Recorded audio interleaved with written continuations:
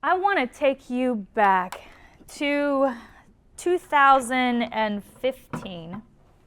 In 2015, I was starting my tenure working at the White House. And it was the first 3 weeks, and the first 3 weeks of any job, we kind of struggle with the same thing. We're going, where's the bathroom? What's everyone's name? What's my login? And then forgetting it 15 times.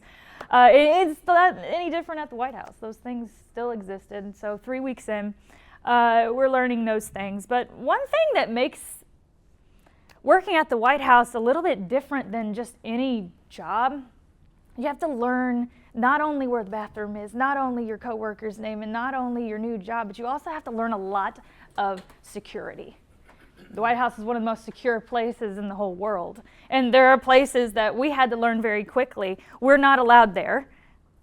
We are allowed here. You get in big trouble if you're over here. And everyone's got different color badges they wear, and every color badge means you're allowed in certain areas, and you're not allowed in certain areas. So there's a lot to learn. Also, you have to learn the dogs' names that sniff you when you come in, okay? So that's important too.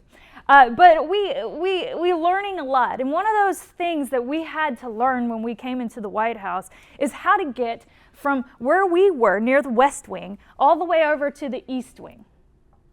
And there were a lot of ways we could get there, but one task we did every single day was we had to take this blue binder from our area across the street to the west, from the West Wing all the way over to the East Wing, and that blue binder was really important. Here's what it had in it.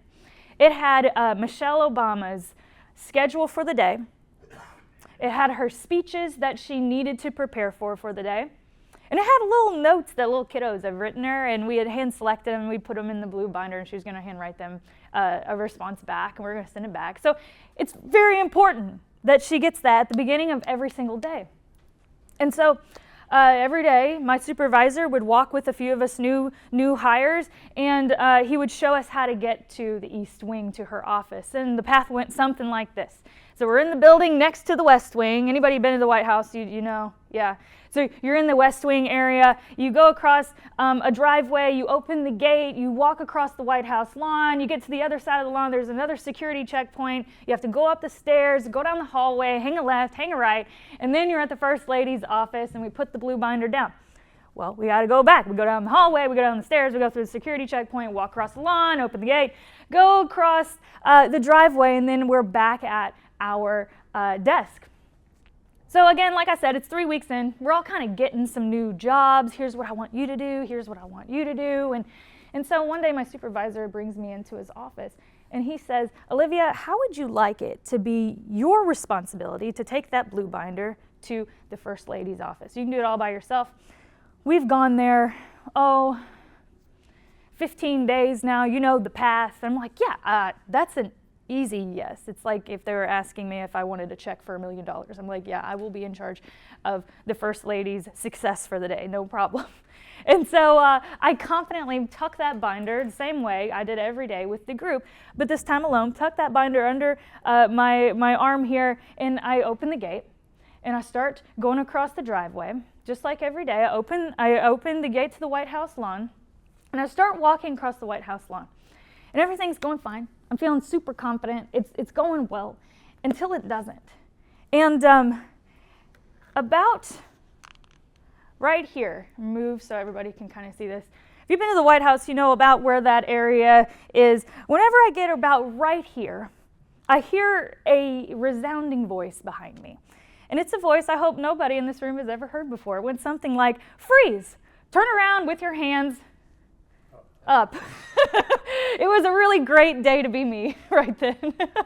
And so what I do what you do when someone yells that at you, and I put my hands up. Michelle Obama's binder goes flying, and I'm turning around slowly, and there's a Secret Service officer about 100 yards away from me, and he's got what I can only say is akin to like a Super Circular Nerf gun bazooka thing, and it's pointed right at me. And I'm going, holy crap, what is going on? And I'm going, this is where Olivia goes. Like, this is it. It's been great. Mom's going to get a letter home. This is awesome. And 22 years have been awesome, but this is it. And that's what I'm thinking. And he, no joke, he does like this Jackie Chan thing. I wish I was making it up, but he goes like this, and he's like, like that. I'm like, okay, because I want to walk toward the weapon. Like, this is what we want to do. Walking toward him. And we finally get to this little hut they have on the front of the White House lawn. He sits me down and he asks me, what are you doing on the White House lawn? And I said, I've done this every single day since I got here. I work here. I'm just trying to get to the East Wing. I'm really confused. And he goes, let me see your badge. And I show him my badge, and he said, oh, I understand. And I said, really? Because I'm going to have to pay for lots of therapy, and I need to know what to tell them. I need to understand a little bit what's happening. And he said, you have a light blue badge. And I'm like, yes, I have eyes, yeah. And he said, you mentioned you're walking with your supervisor up until today. And I said, yeah. Well, your supervisor has a navy blue badge. Light blue badges aren't allowed by themselves on the White House lawn. And so I'm like, oh, I am so sorry. I almost lose my internship at this point. It's almost gone. And the guy looks at me square in the eye. I'll never forget it. And he says, you don't belong here on this lawn.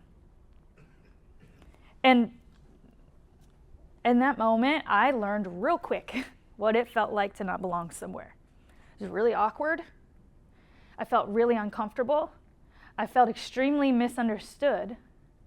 And I felt pretty unsafe in a big way. And not all of us have had experiences where we've had a weapon pointed at us on the White House lawn. I pray that never happens to any of you. But we've all had experiences where we've not belonged somewhere, haven't we? Everybody has. Misunderstood, scared, maybe a little unsure. And here's the deal. We want to belong. Not belonging doesn't feel good. But here's where it gets even more interesting. Not only are we people who want to belong, but we want to see others belong too. That's why something like this works. You remember that? Every single time I pull this up, there's somebody that I hear that goes, ugh. It's because we all know this.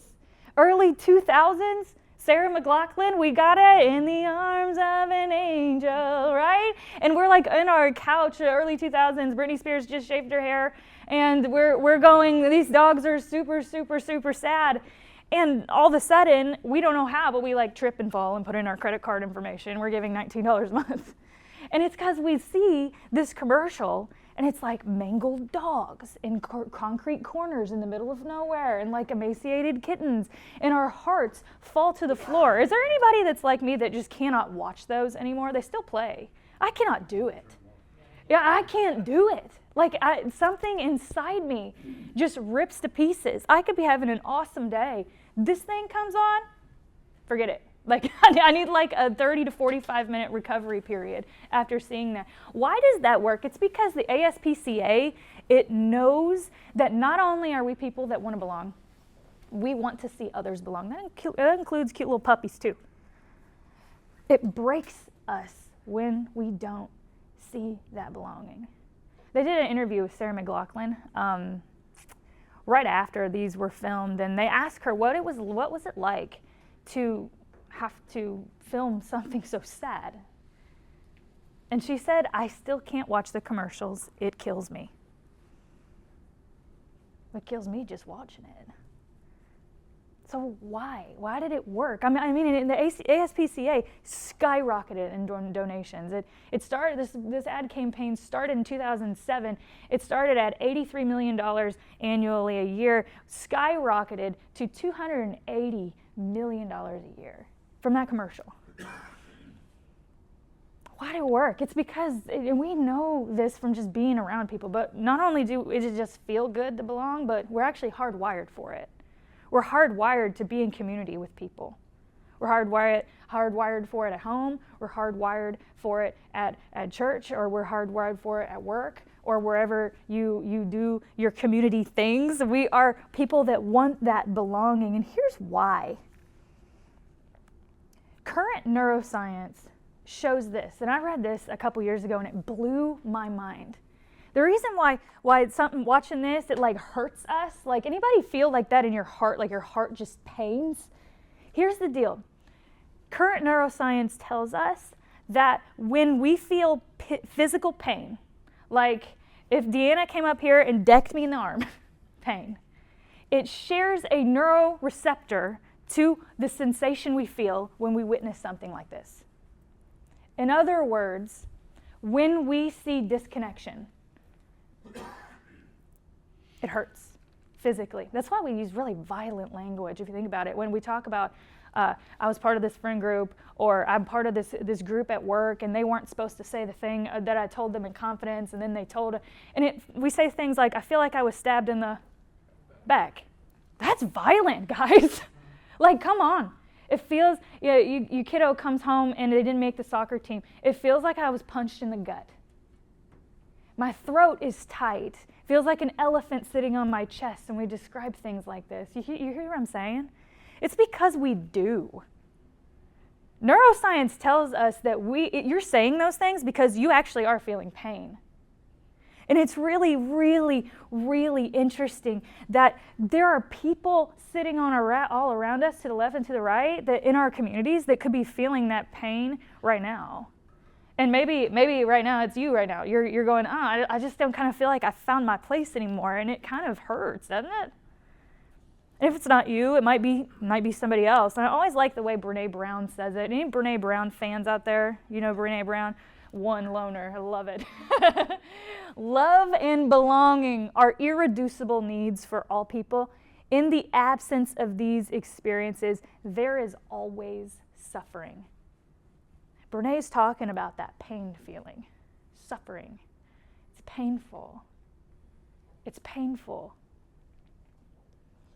I'm wondering if y'all, everybody, some people don't have enough at their table, but for the next couple minutes, I want you to think about and talk at your tables, if you're comfortable with it, a time when you did feel like you belonged to a team. We're talking about work. If you can keep it to work, talk about a time where you felt this deep sense of belonging. Was it after a project that you all had done together? Was it after your supervisor called you and said, hey, we couldn't have made that happen without you? What was it where you went, oh, because we all know it. We all know that feeling where you're like, oh, I'm right where I need to be. And hopefully everybody's had that. So take the next couple minutes and chat about that at your tables, if you will. All right, go ahead.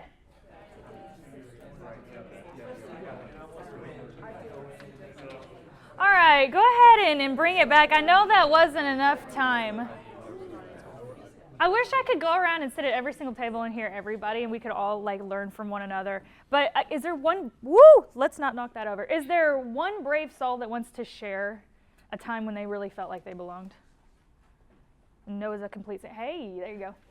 Sure. So I don't believe in remote work, passionately. And to prove that, I hired an intern that never ended up coming to our office. He lives in Washington State.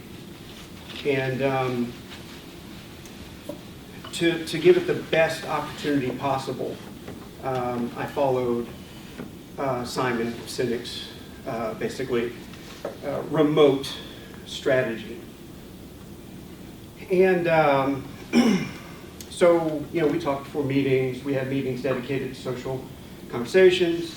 The first year I was his team lead, I bought everybody Christmas presents. The second year I did the same thing, but they also bought me Christmas presents. And this gentleman buys me, he knew I did Iaido, which is the art of drawing and cutting with the sword.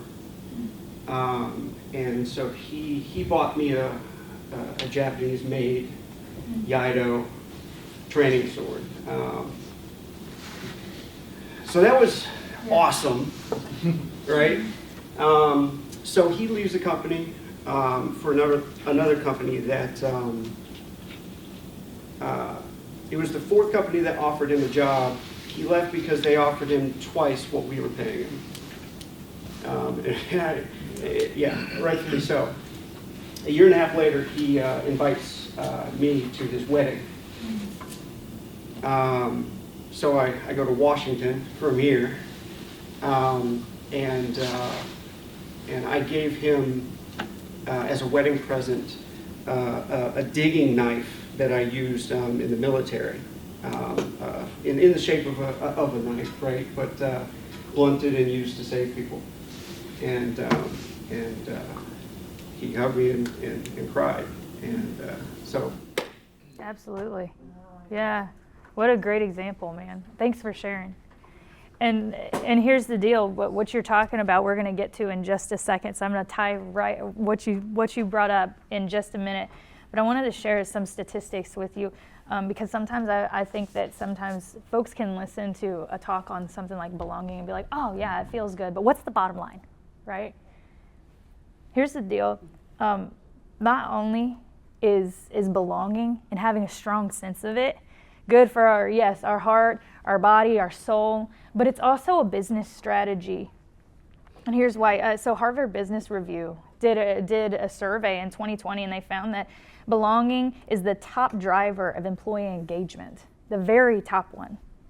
And employees that had a high sense of belonging, they had a 56% increase in job performance, 50% increase or had lower turnover. And then 75, this was really interesting, 75% reduction in sick days. It's interesting.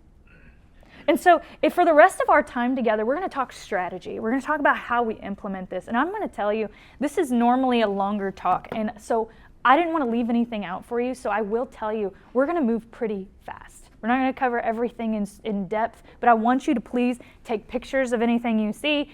You're going to be able to have the recording to go back and listen to it, but it's going to be a little bit of a flyby. Is that okay with everybody? Okay. So number one, I'm going to ask you to do a little exercise really quick. I am going to, too early, I'm going to put a sentence up here. And I'm going to have you do one thing. The one thing I want you to do is count the number of F's in the sentence you see. Easy enough? It's going to be up for a couple seconds.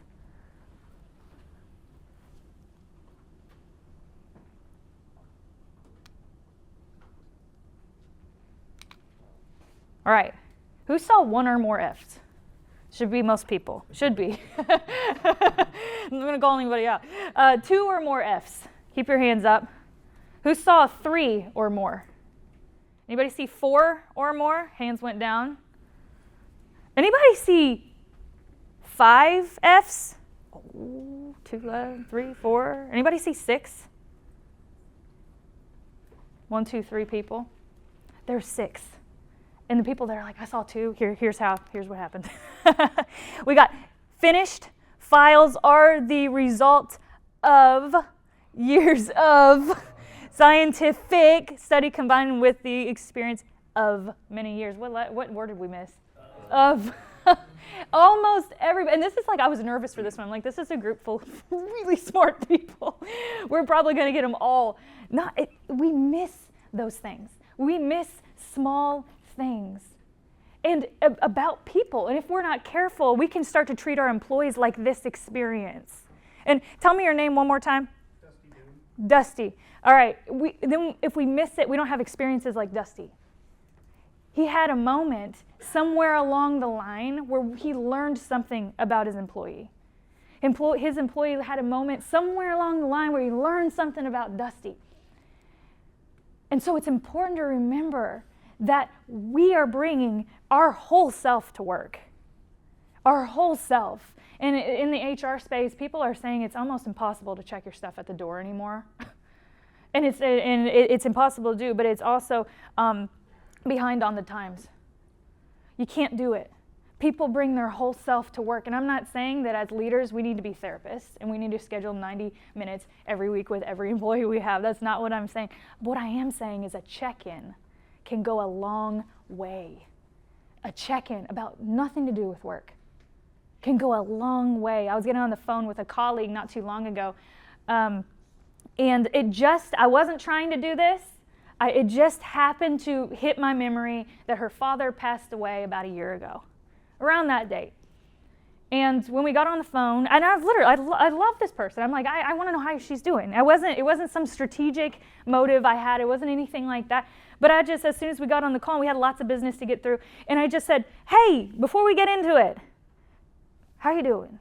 Your dad passed away about a year ago. You doing okay? Just checking it.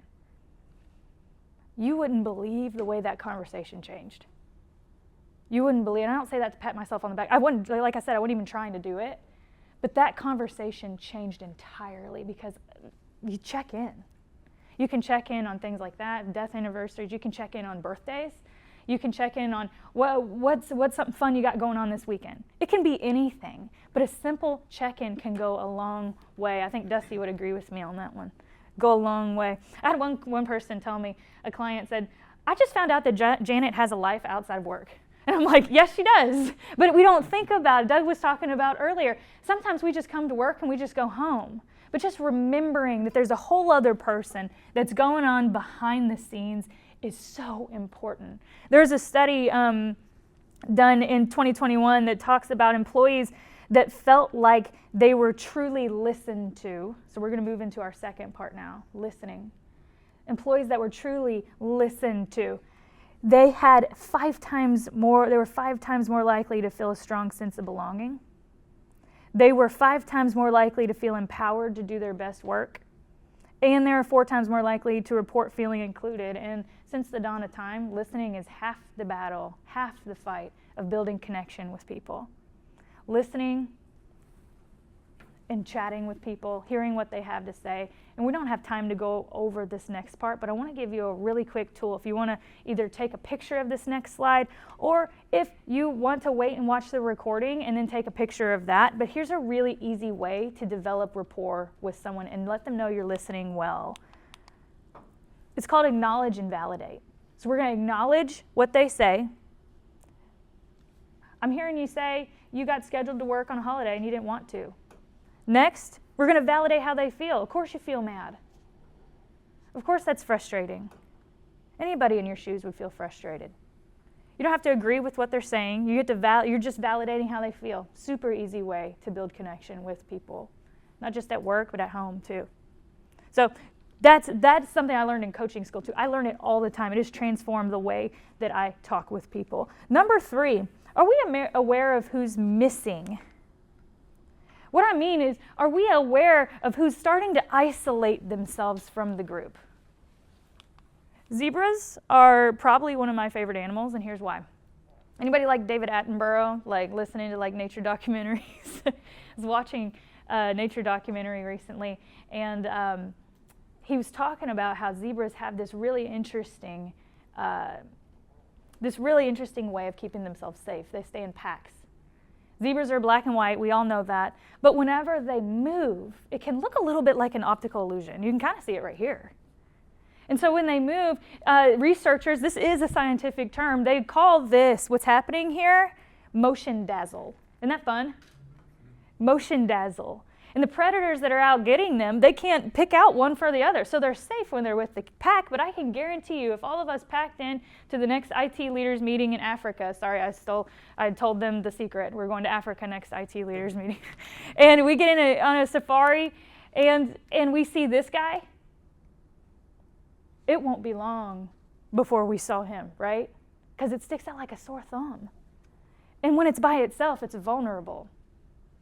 One even more interesting thing about zebras is the leaders, and this is where I want to land today. The leaders of the pack. Talking about like leaders of like us, right? We're leading people. They have a really interesting job in the zebra community. What they do is they actually go around the pack as the pack is moving. And don't miss this. And they take their noses and they push them, the weak, the sick, the young, the old, the ones that are falling behind, they push them in the middle of the pack. That's only found in the zebra community. And I just wonder how many of those behaviors we do as leaders. Because Doug said it right at the top of our meeting today. We set the tone. We set the pace. And it's our job to look out for those. Yeah, sure, there's a time to let people go. But there's also a time to pull them back in. And so when you think about the zebra behavior, and especially if you go to the zoo again, you're going to just think about this zebra motion dazzle. It's the coolest thing ever. I want you to think about that. The way we're going to end today, I know this has been fast here at the back half, but the way that I want to end today is I want you to think about those 3 things we just walked through. Are we seeing the whole picture with our employees, number 1? Are we listening well? Number 2. And then number 3, are we aware of who's missing? And I want you to think with me. Who's popping to mind in your organization? Who's straggling behind? Who do you need to really listen to? Who's maybe showing up for meetings late consistently? Instead of being frustrated, who might you just need to ask, hey, are you okay? And I want to, unless I've got maybe 1 minute left here, but in the next minute, I want you, if you've got a phone or if you've got just something to write with, if you would, and this isn't a have to, it's a get to, if you want to just pull out your calendar and make a 5-minute reminder, maybe at the end of the week this week, maybe next week, a 5-minute reminder, write a note to them, send them a text. If you don't know where to start, something that everybody would love to hear is, I'm glad you're on my team, and here's why. Give them 2 or 3 things. Can you imagine if you got that text message, how much it would just change your day from your supervisor? I'm glad you're on my team, and here's why. Maybe you know exactly why you're reaching out to them. Maybe it's, hey, I noticed this happened. I saw it on Facebook. I'm just checking in. You don't have to use the way I worded it.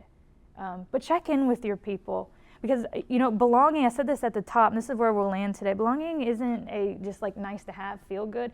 It's measurable, it's strategic, and it's an advantage. And as leaders, we got to take the first step. And here in just a second, Deanna is gonna talk a little bit more about what that looks like in their own specific way strategically. So I'm going to be hanging out too. If you guys want to chat more about this, I've got resources and different things. I'm not going to make you pay for them or anything, but I just don't have time to go through them all. I may even ask Doug to throw them in an email afterwards to just really help you implement this stuff at your own place. So thank you so much.